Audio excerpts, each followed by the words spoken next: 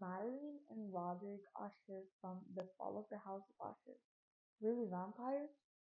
Well, first of all, let's look at some common vampire traits found in most nowadays shows, movies, and even cartoons. Most characters show pale skin, aversion to sunlight, unnatural abilities, hypnotic or mesmerizing powers. They must live in native soil or coffins, usually live in isolation or a decaying mansion, and their surroundings are often described as gloomy or otherworldly. Before starting, I want you guys to consider the traits we just discussed and compare this vampire from the movie and Madeline and Roderick from this animated film of the book. See if you can find any similarities between both. I'll give you some time.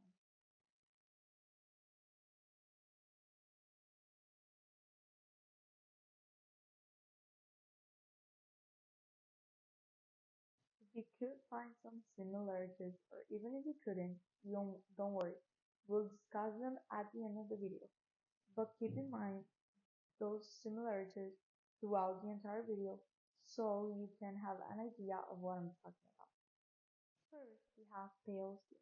In the book, the narrator describes Roderick as a cadaverousness of complexion and very pallid. This description suggests that Roderick's skin is corpse-like and pale, matching the classic vampire look. Exposure to light can sometimes kill vampires. In the phrase, his eyes were tortured by even a feint of light, the narrator suggests that Roderick can handle light, similar to how vampires avoid the sun. Another phrase regarding this aspect is, during the night I had been awakened from my slumber by the sound of a door slowly opening. The faint light from the moon shone through a window, casting a dim glow. This phrase describes the brothers as inactive during the day and only appearing under the darkness, reinforcing the idea of aversion to light. On their unnatural abilities, many might think we don't have much to say, but we do.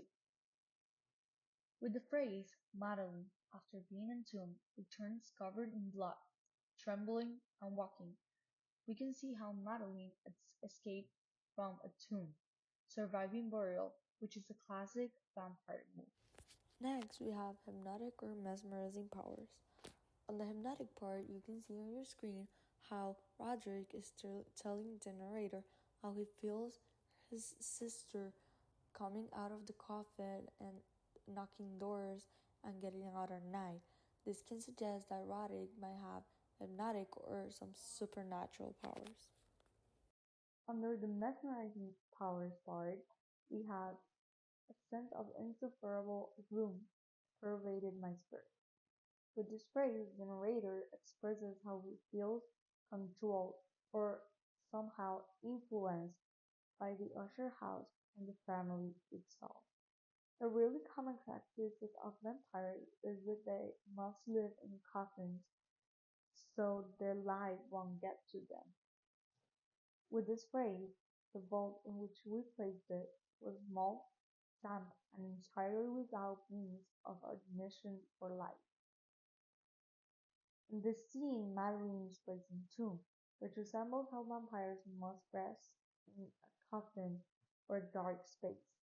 Most vampires, mainly in cartoons, live in really old, decaying mansions. In the phrase, perhaps the eye of scrutinizing observer might have discovered a barely perceptible fissure which, extending from the roof of the building in time, made its way down the wall in a zigzag direction until it became lost in the sullen waters of the pond. This shows a crack in the house of Usher. With this crack, we know the family lived in a decaying mansion, but it also reflects the Usher family's downfall. These mansions are commonly placed in isolation, and The phrase "I had been passing alone" on horseback through a singular fairy tract of country, when I came in sight of the house of Usher. This is when the narrator is getting to a house.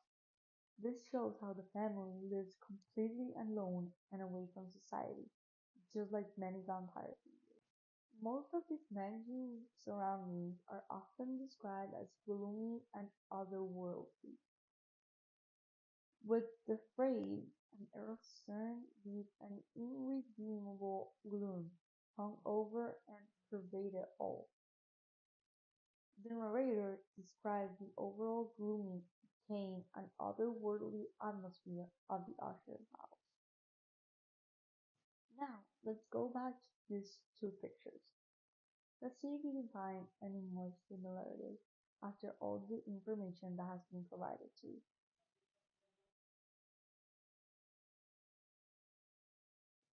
These are the ones I could find. If you find any more, please leave them in the comments. After seeing all the evidence, do you think they are or they're not vampires?